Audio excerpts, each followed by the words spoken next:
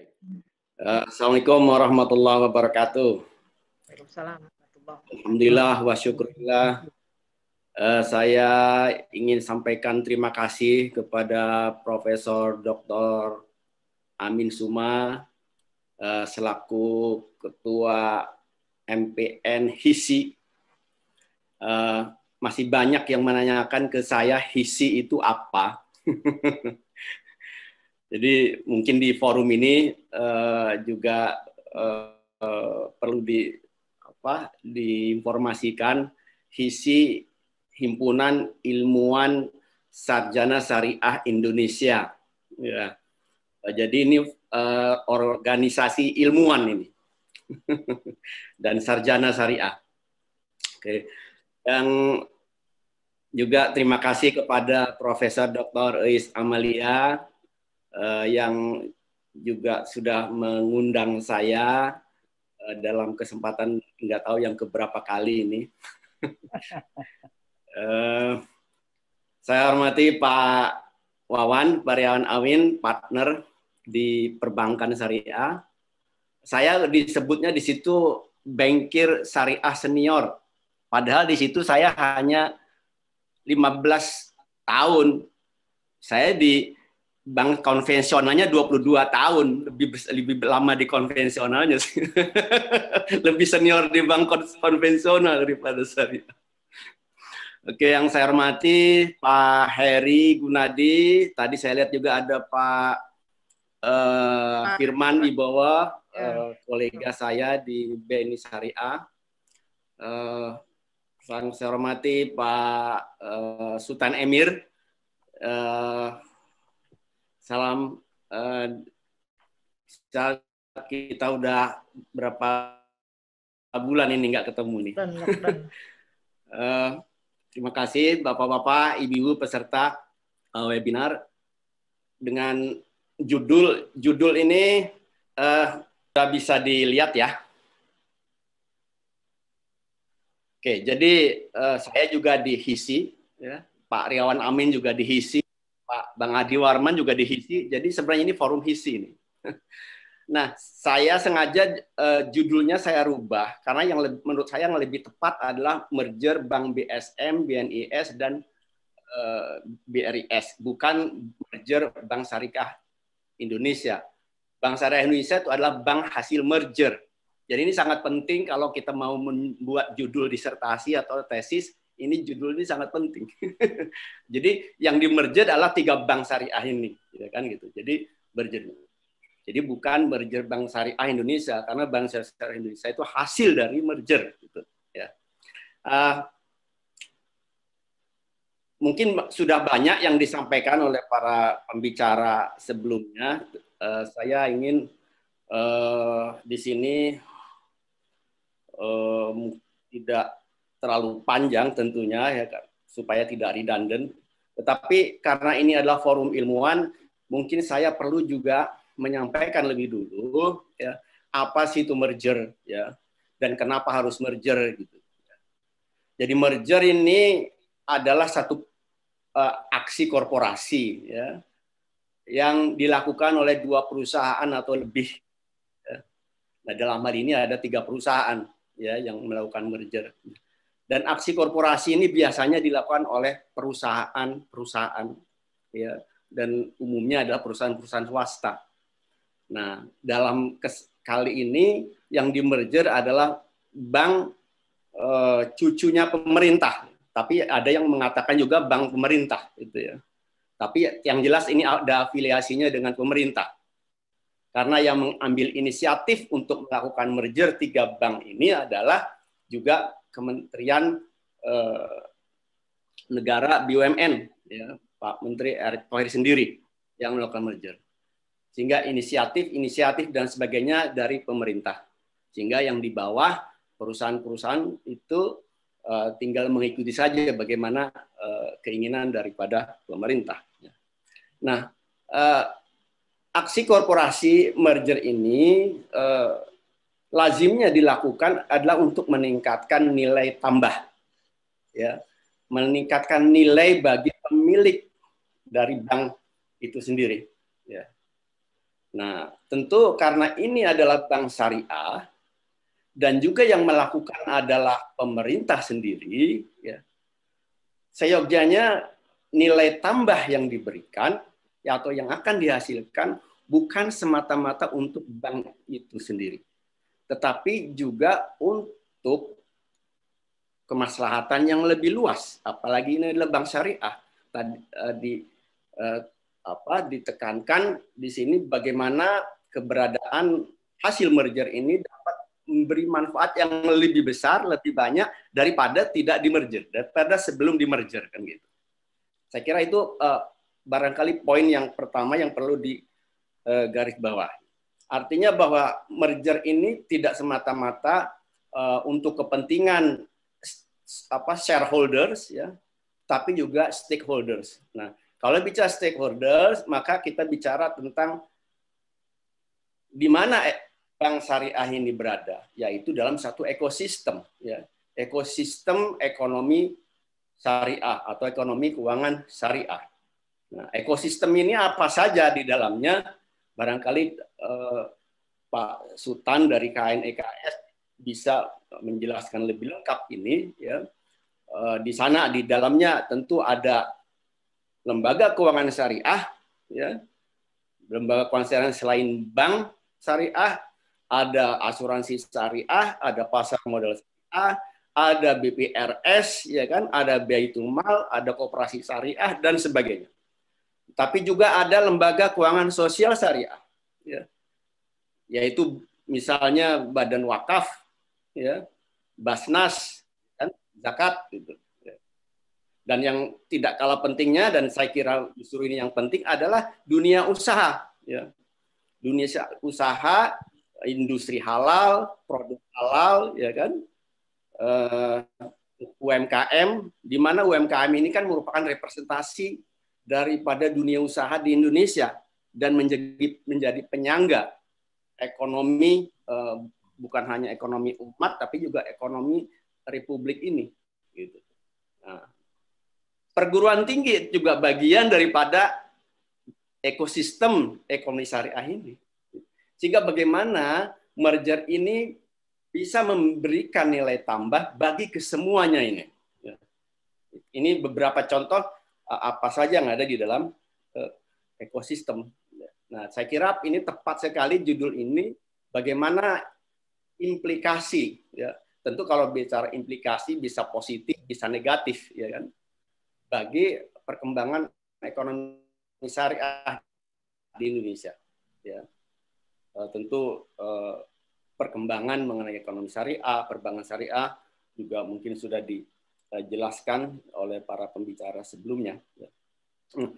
Nah, saya tidak akan satu persatu urai lagi materi ini, tapi saya langsung mungkin masuk ke tantangannya, ya.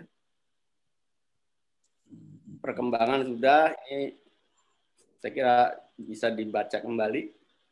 Ini perkembangan. Oke. Literasi juga, saya kira ini domainnya Pak Sultan Emir, gitu. Nah, barangkali ini yang kita perlu sepakati dulu, tantangan apa yang dihadapi di dalam pengembangan ekonomi keuangan syariah.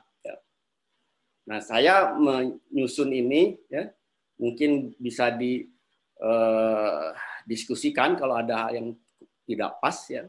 Pertama, penduduk Muslim kita yang 230 juta itu tersebar luas, ya, yang membutuhkan layanan, ya, dan Muslim itu, ya kan, harus berusaha menjalankan ajaran Islamnya secara kafah, termasuk di bidang muamalah.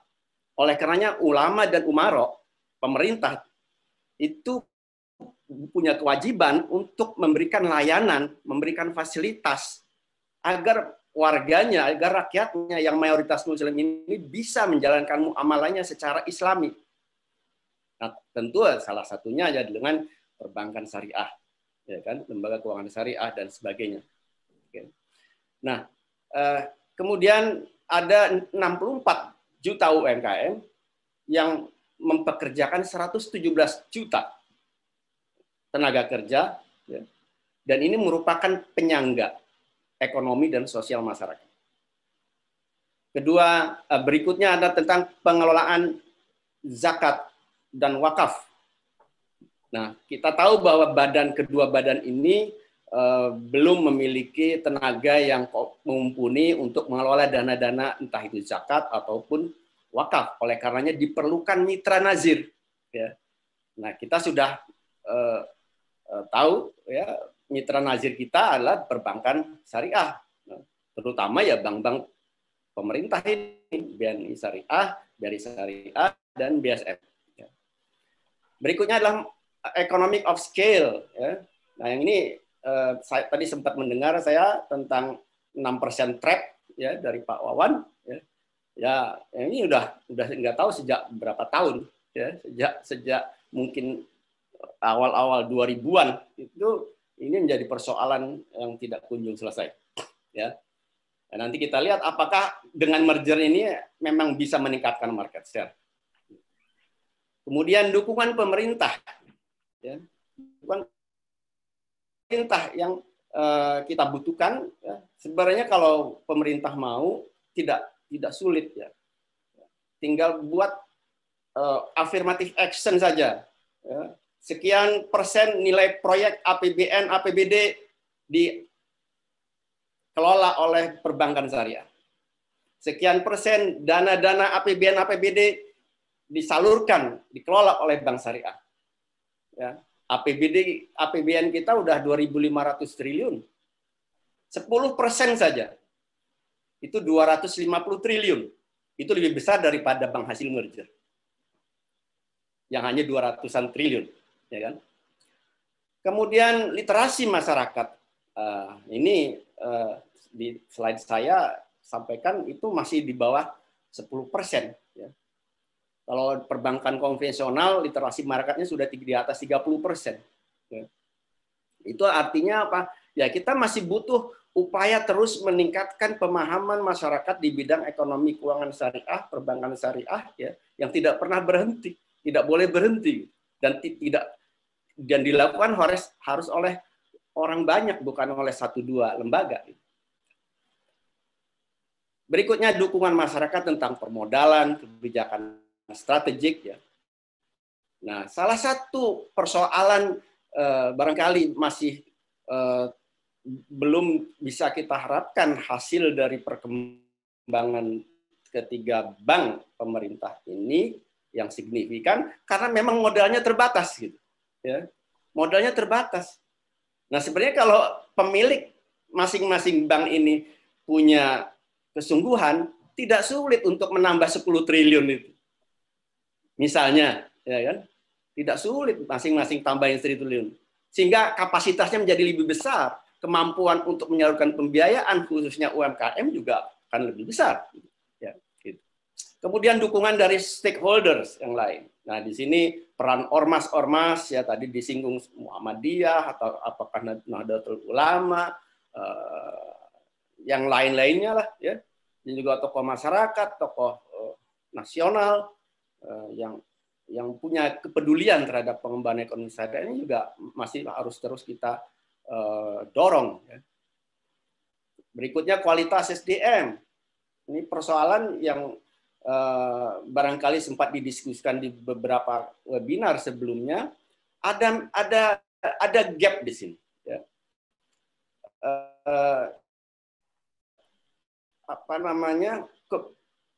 Rekrutmen yang dilakukan oleh bank-bank syariah itu ternyata masih lebih banyak dari perguruan tinggi yang bukan syariah.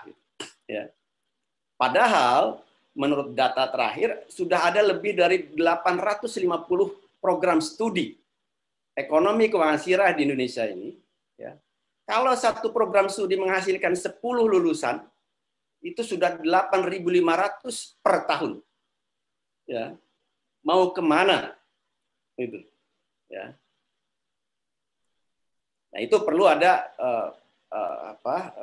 pemikiran tentang masalah SDM, baik itu kuantitas maupun kualitasnya.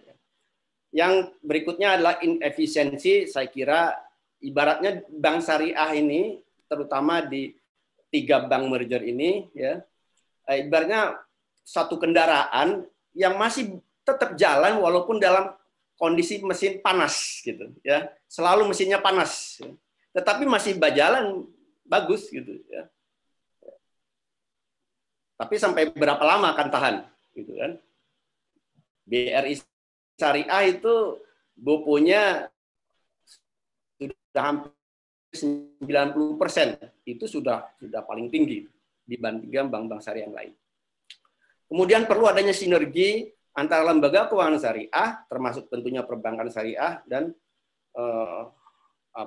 juga optimalisasi peran dari lembaga keuangan sosial syariah, ya, yang lebih baik lagi. Nah, saya kira ini tantangan kita, ya, ke depan di dalam mengembangkan ekonomi keuangan syariah. Tentu masih banyak lagi listnya, kalau mau ditambah silakan. Tapi yang penting saya kira menurut hemat saya dalam upaya mendorong pengembangan ekonomi syariah adalah poin-poin seperti ini. Nah, bagaimana merger ini berdampak pada hal-hal seperti ini, masalah ini, gitu, ya. Nah, ini yang barangkali yang ingin saya coba sampaikan, ya. Nah, yang ini implikasi merger bagi saya belakangkan aja, kalau waktunya ada mungkin saya kembali ke sini. Jadi langsung aja, bagaimana implikasi merger bagi pengembangan ekonomi syariah, ya.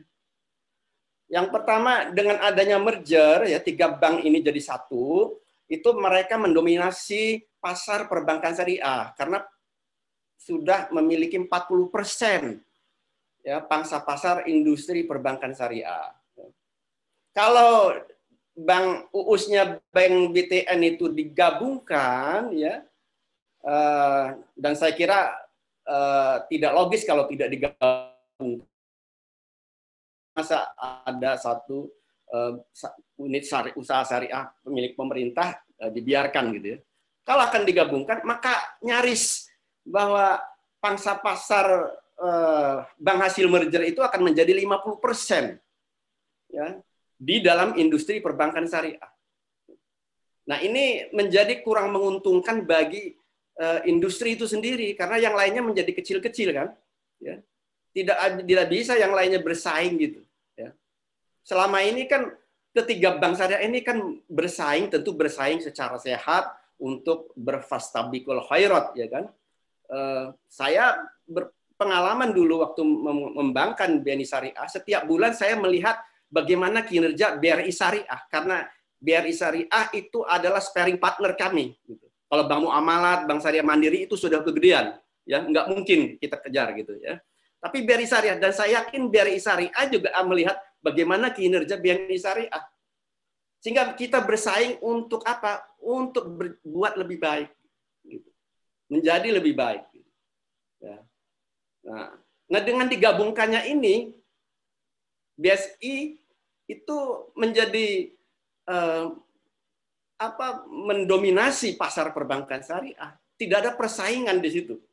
Ya. Persaingan di sini bukan persaingan saling menggugurkan, tapi memang untuk berfastabiqul khairat di sini, gitu. Ya. Gitu. Ya, tentu dari segi nantinya dari teknis perbankannya, ya, strategi, masalah pricing segala macam, tentu BSI lah yang akan menentukan, gitu. Yang lain hanya akan mengikuti saja sebagai mengekor saja, gitu, karena kan size-nya kecil-kecil, tidak bisa berbuat apa, tidak berdaya, gitu. Kalau ada persoalan pendanaan, ya, maka tidak ada tawar-menawar di sini. Oke. Nah, yang berikutnya adalah ini merger ini seperti saya katakan tadi, ya, ini berdampak pada adanya gangguan pada supply demand SDM syariah karena berpotensi, ya, pertama berpotensi adanya PHK. Jadi kalau ada statement dikatakan bahwa tidak ada PHK dengan merger, itu kosong. Ya. Karena bagaimana tidak dilakukan? Kalau tujuannya efisiensi, ya, mau tidak mau jaringan cabang itu harus dikurangi. Ya. Di satu kota itu satu cabang saja memiliki satu bank aja memiliki lebih dari satu cabang. Ya. BSM, BNI Syariah, BRIS, gitu kan. Nah, kalau satu kota ada 6 kantor cabang misalnya, ya, yang besar, yang kecil, gitu kan. Ini kan mau tidak mau harus dikompres gitu. Dikurangi, ya, dikurangi. Kalau dikurangi, ya SDM otomatis akan berkurang. Ya. Begitu juga di kantor pusat, ya. Di kantor pusat kan fungsinya kan sama. Ada divisi teknologi, divisi manajemen risiko, ya kan, divisi SDM-nya sendiri. Mau tidak mau, ya itu harus dikurangi pegawainya. Gitu. Itu konsekuensi logis melakukan merger. Kalau tidak, maka akan terjadi ininvestasi yang lebih tinggi. Gitu. Ya. Jadi jangan sampai masyarakat ini dikelabui gitu. Ya.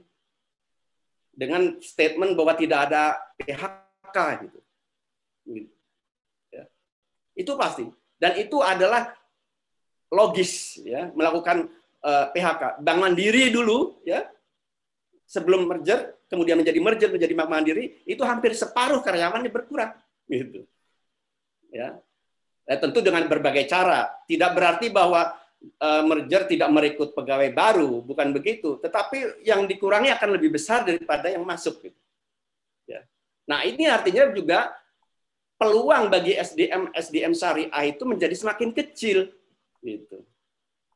Lulusan-lulusan di prodi ekonomi syariah ini menjadi semakin terbatas peluangnya. Ya sih nanti perlu mungkin merubah kurikulum supaya lulusan-lulusannya jangan mencari kerja, tapi harus berwirausaha, kan begitu. Oke. Nah berikutnya ada jumlah bank syariah jelas berkurang dari tadinya 14 tinggal 12, ya kan? Sehingga upaya untuk melakukan literasi, memberikan layanan kepada masyarakat, apalagi yang remote, kan menjadi lebih berkurang gitu, ya kan? Lebih sedikit. Ya. Walaupun ada proses nanti digitalisasi perbankan karena memang eranya udah ke sana, ya. Tetapi kan ini hanya bisa dilakukan oleh kepada masyarakat yang di kota gitu. Kalau di daerah-daerah kan belum bisa, mau akses internet aja susah gitu. Ya. Nah, kemudian segmen bisnis akan lebih cenderung ke korporasi. Ini sudah suatu keniscayaan menjadi semakin besar, ya. Maka bank ini akan mengarah lebih banyak kepada korporasi. Supaya apa? Supaya bisa meningkatkan kapasitasnya. Gitu. Nanti kapasitas yang ada.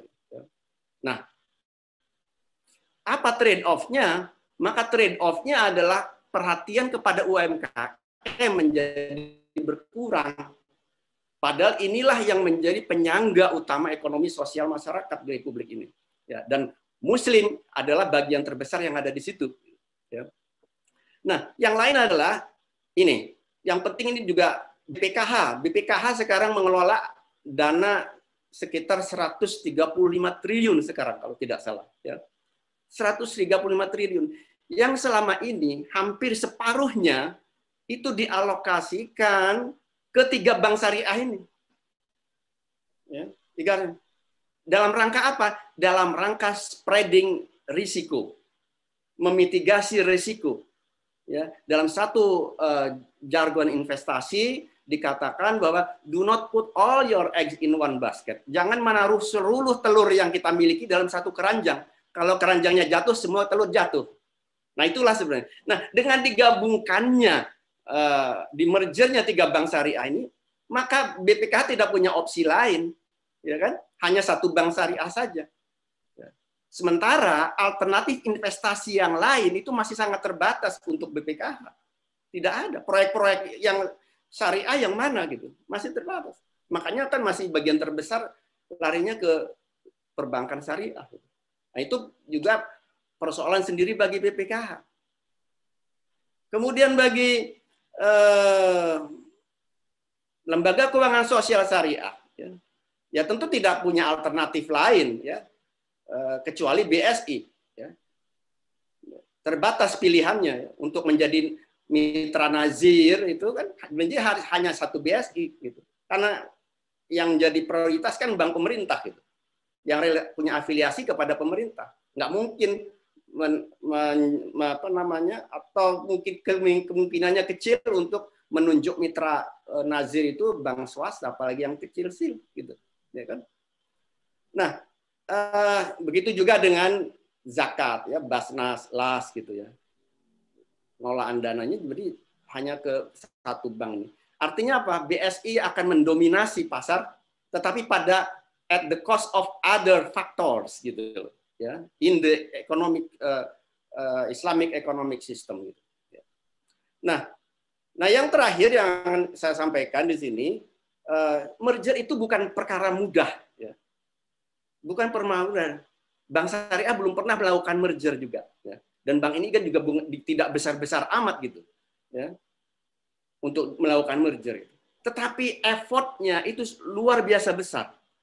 Tingkat risikonya cukup tinggi di tengah pandemi lagi, ya. Di mana pandemi ini kan prospek bisnisnya masih belum jelas. Semua bisnis kan menurun. Maka kemarin ada salah satu direktur utama Bank Syariah mengatakan dalam satu webinar 54% nasabah pembiayaan Bank Syariah, ya, itu mengalami masalah pembayaran. Gitu. Ini problem nyata gitu di tengah pandemi ini di mana bisnis menurun. Walaupun memang Bank Syariah sekarang ini secara industri ada pertumbuhan, ya, tetapi pertumbuhan lebih banyak kepada penghimpunan dana pihak ketiga, ya. Dana masyarakat banyak, ya, ke menempatkan dana ke Bank Syariah, tetapi penyalurannya yang tidak ada, sehingga apa? Dana yang berlebih ini akhirnya lari kepada mana? Ke surat berharga, sekuritas di sana.